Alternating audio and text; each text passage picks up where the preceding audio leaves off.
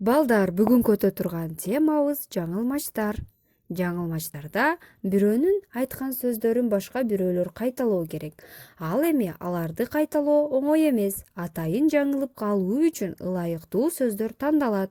Биз буга чейин бир топ жаңылмачтар менен таанышып келгенбиз. Демек, силерге кыргыз эл жаңылмачтары анча мынча болсо дагы жеткен десек болот. Байыркы доорлордон жаңылмачтар бат сүйлөшүүгө, кеп токуу өнөрүн өркүндөтүүгө кызмат кылган.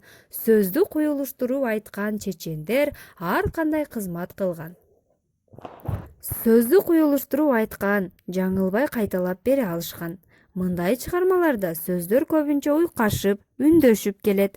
Жалпы тексттин мааниси ою боюнча жакшы болбосо да, башка бирөөлөрдүн кайталап айтуусуна кыйын болуусу керек. Жаңылмачтар айтууга татаал, уйкаш, бири-бирине үндөш сөздөр. Келгиле анда балдар, ушул жаңылмачтарды кайталап көргүлөчү. Ак топту көк топ кууду, көк топту ак топ кууду, көк топко ак топ тийсе, ак топ токтоп турду. Мынакей балдар, жаңылмачтар бул сөз оюну башкача айтканда сөздөрдү же сөз тизмегин айтканда жаңылдыра турган, тез ойлонууну, так жана жаңылбай айтуу касиети бар. Тыбыштык жактан татаал курулган сөз айкаштары. Демек балдар, биз жаңылмачтар тууралуу маалыматка ээ болдук.